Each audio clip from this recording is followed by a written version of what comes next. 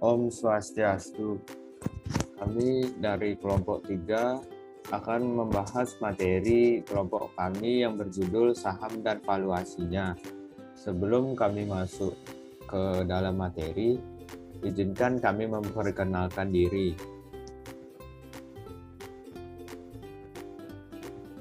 Yang pertama,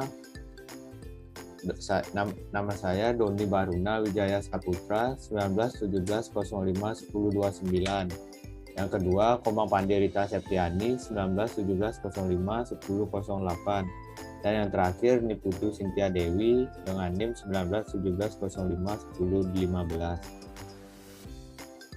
Baik, pada bab 3 terdapat 5 submateri, yaitu yang pertama ada definisi saham, yang kedua ada hak hukum dan fasilitas pemegang saham, yang ketiga ada jenis-jenis saham, yang keempat ada penilaian saham, dan yang terakhir ada analisis fundamental. Di sini saya akan menjelaskan tentang definisi saham. Saham adalah tanda penyertaan atau kepemilikan seseorang atau badan dalam suatu perusahaan atau perseorangan terbatas.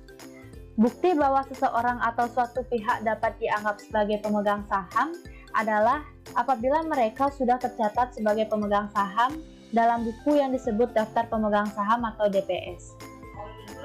Beberapa keuntungan bagi pihak yang memiliki saham yaitu memperoleh dividen yang diberikan pada akhir tahun dan memperoleh capital gain atau keuntungan yang didapat akibat membeli dengan harga murah dan menjual dengan harga yang lebih tinggi.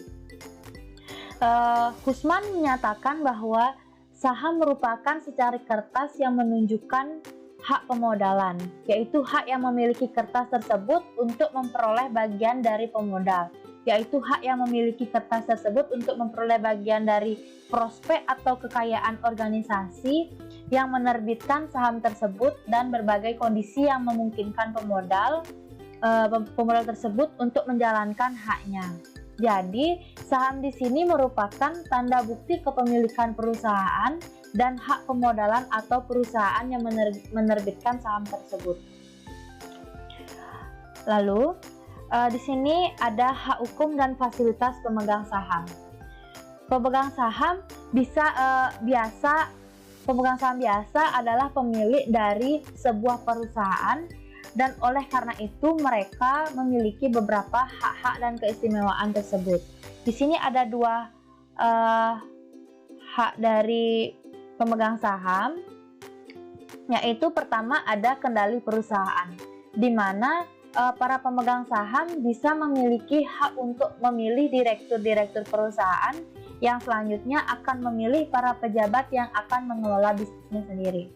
Di mana pemegang saham di sini dapat hadir di rapat umum tahunan dan memilih secara langsung, tetapi pada umumnya mereka akan mengalihkan hak pilih mereka kepada pihak kedua melalui suatu mandat, di mana mandat atau proksi di sini itu merupakan dokumen yang memberikan wewenang kepada seseorang untuk mewakili orang lain, umumnya kekuasaan untuk memberikan suara dari saham biasa.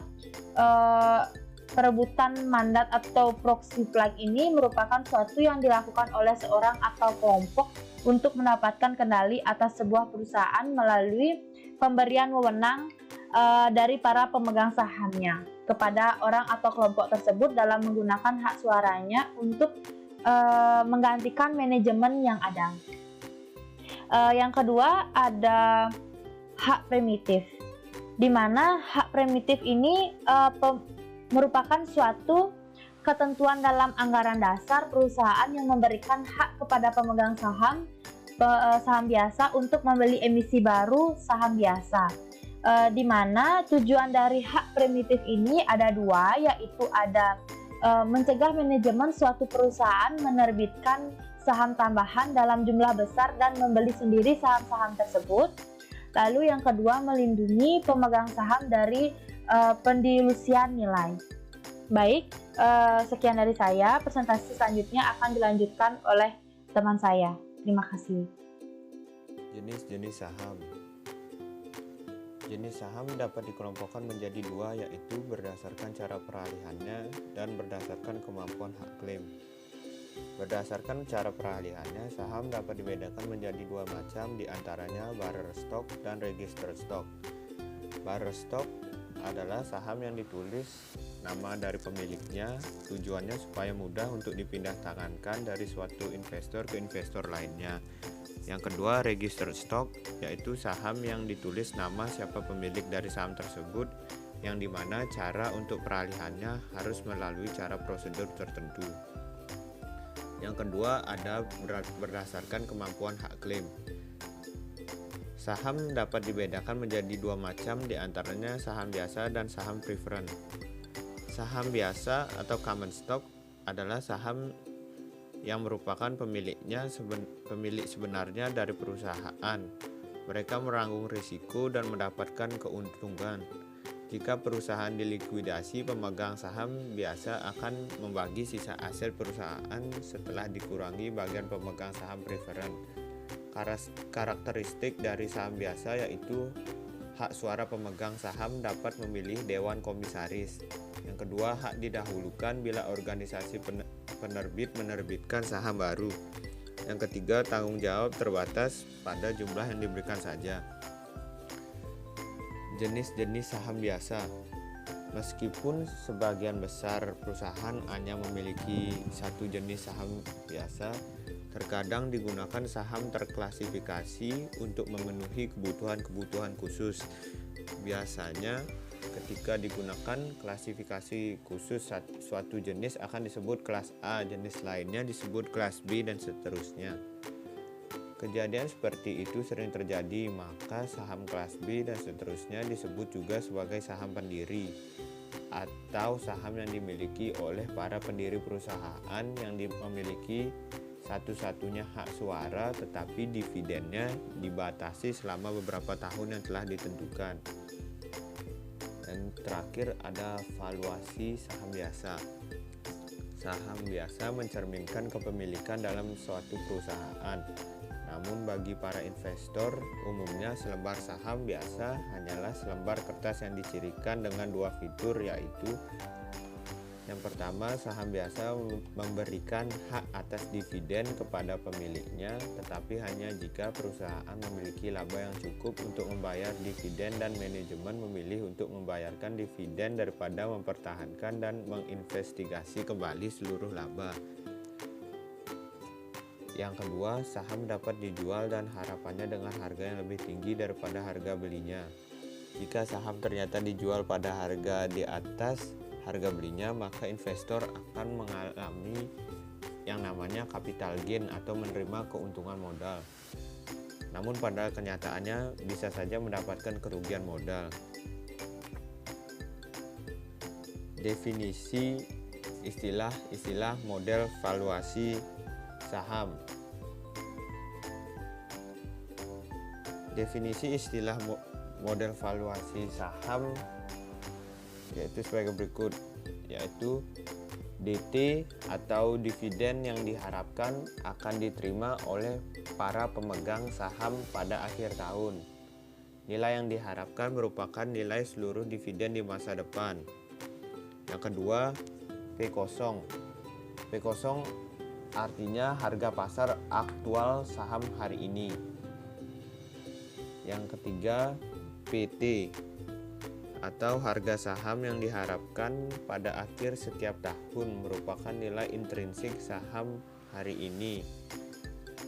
Yang keempat, G adalah tingkat pertumbuhan dividen yang diharapkan seperti diramalkan oleh investor marginal. Yang kelima, RS, tingkat pengembalian yang diminta atau minimal dapat diterima atas saham dengan mempertimbangkan risiko dan pengembalian tersedia dari investasi lain. Yang keenam ada DT atau imbal hasil dividen yang diharapkan atas saham sepanjang tahun berikutnya. Dan P0 imbal hasil keuntungan modal yang diharapkan atas saham sepanjang tahun berikutnya.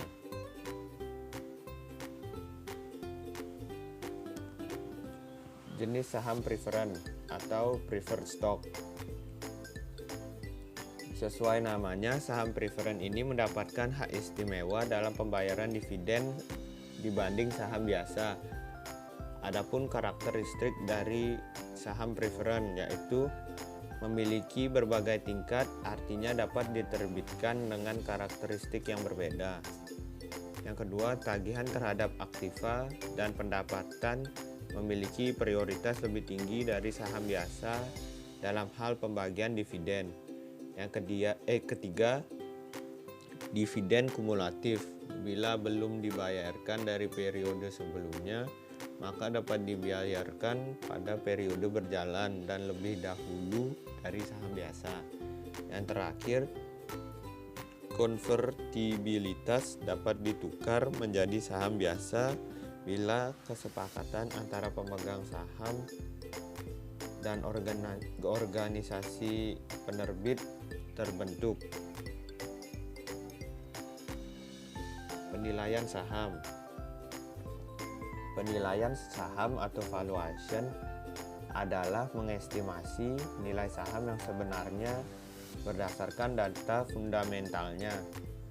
Menurut Tambunan tahun 2007, harga wajar atau nilai intrinsik suatu aset adalah suatu harga yang dapat kita terima sebagai harga pokok kepemilikan suatu aset setelah membandingkan tingkat imbal hasil yang kita harapkan dengan tingkat imbal hasil yang dapat diberikan aset tersebut di masa mendatang. Materi selanjutnya adalah penilaian yang berhubungan dengan saham. Penilaian yang berhubungan dengan saham yang pertama adalah nilai buku. Nilai buku adalah nilai saham menurut pembukuan perusahaan emiten. Dan nilai dari buku per saham akan menunjukkan aktiva bersih yang dimiliki pemegang saham dengan memiliki satu lembar saham. Nilai-nilai yang berkaitan dengan nilai buku ada 4. Yang pertama adalah nilai nominal. Nilai nominal adalah nilai yang ditetapkan oleh emiten. Dan yang kedua adalah agio saham. Agio saham ialah selisih harga yang diperoleh dari yang dibayarkan investor kepada emiten dikurangi harga nominalnya. Yang ketiga adalah nilai modal disetor. Adalah total yang dibayar oleh pemegang saham kepada perusahaan emiten, yaitu jumlah nilai nominal ditambah dengan agio saham. Yang keempat adalah laba ditahan. Ialah laba yang tidak dibagikan kepada pemegang saham dan diinvestasikan kembali ke perusahaan dan merupakan sumber dana internal. Selanjutnya, penilaian yang berhubungan dengan saham yang kedua adalah nilai pasar. Nilai pasar merupakan harga yang dibentuk oleh pemerintahan dan penawaran saham di pasar modal atau disebut juga harga pasar sekunder. Perubahan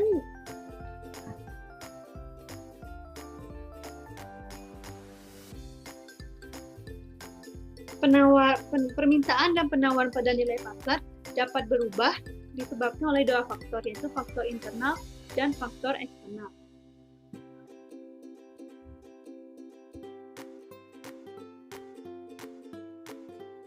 Penilaian yang berhubungan dengan saham yang ketiga adalah nilai intrinsik. Nilai intrinsik merupakan nilai saham yang menentukan harga wajar suatu saham agar saham tersebut mencerminkan nilai saham yang sebenarnya sehingga tidak terlalu mahal. Perhitungan nilai intrinsik ini adalah mencari nilai sekarang dari semua aliran kas di masa mendatang baik yang berasal dari dividen maupun dari capital gain. Jika menganalisis fundamentalnya, pendekatan yang digunakan untuk menghitung nilai intrinsik adalah pendekatan nilai sekarang dan pendekatan PEM. Selanjutnya adalah pendekatan nilai sekarang.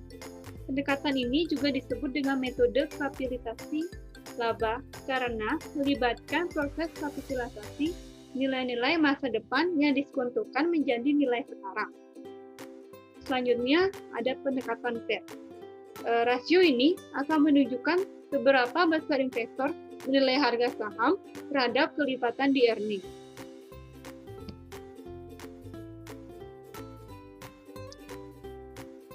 Materi selanjutnya adalah analisis fundamental. Analisis fundamental adalah analisis sekuritas yang menggunakan data-data fundamental dan faktor-faktor eksternal yang berhubungan dengan badan usaha. Analisis ini berguna untuk memeriksa laporan keuangan perusahaan dan memperhitungkan kinerja keuangan.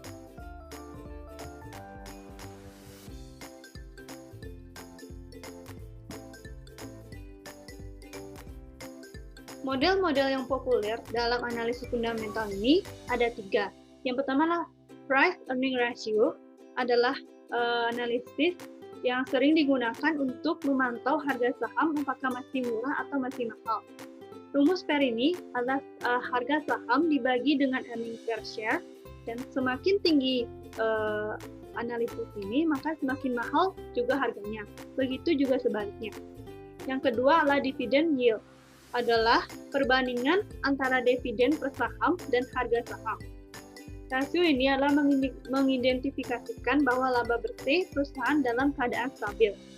Dan terakhir adalah net asset value, adalah membagi net asset perusahaan dengan jumlah lembar saham yang beredar.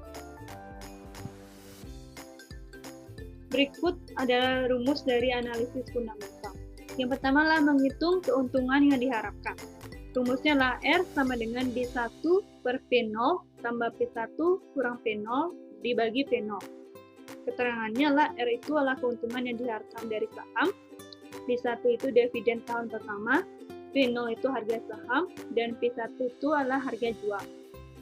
Caranya adalah menghitung nilai buku per lembar. Keterangan rumusnya adalah NBP sama dengan TS per CSB.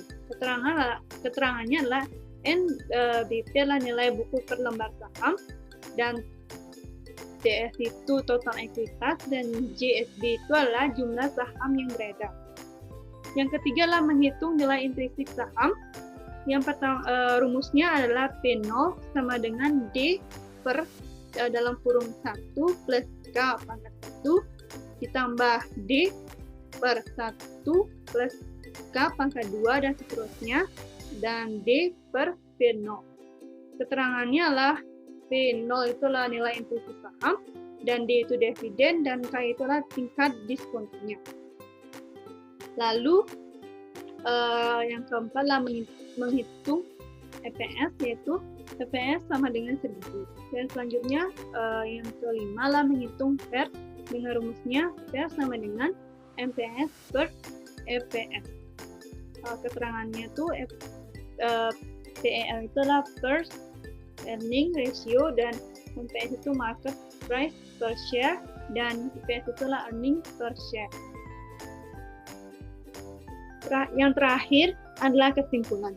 Jadi, saham itu merupakan tanda pernyataan atau kepemilikan seseorang atau badan dalam suatu perusahaan atau perseorangan terbatas. Seseorang atau suatu pihak dapat dianggap sebagai pemegang saham apabila mereka sudah tercatat sebagai pemegang saham dalam buku yang disebut dengan daftar pemegang saham. Hak hukum dan fasilitas yang didapatkan dari pemegang saham adalah memiliki hak untuk memilih direktur-direktur perusahaan. Yang selanjutnya, memilih para pejabat yang akan mengelola bisnis. Dan yang terakhir adalah hak preemptif. Pada jenis saham ada yang berdasarkan cara peralihannya yang terdiri dari bearer stock dan register stock. Jika berdasarkan hak claim, ada saham biasa dan saham preferred. Pada penilaian saham, hal yang digunakan adalah nilai buku, nilai pasar, dan nilai intrinsik. Pada nilai intrinsik, saham dapat menggunakan pendekatan nilai sekarang dan pendekatan PER. Alat untuk menilai harga saham serta menentukan apakah suatu saham yang ada di pasar modal saat ini sedang mengalami overload atau undervalue adalah menggunakan analisis fundamental. Analisis ini juga berfungsi untuk memeriksa laporan keuangan perusahaan dan memerhitungkan kinerja keuangan.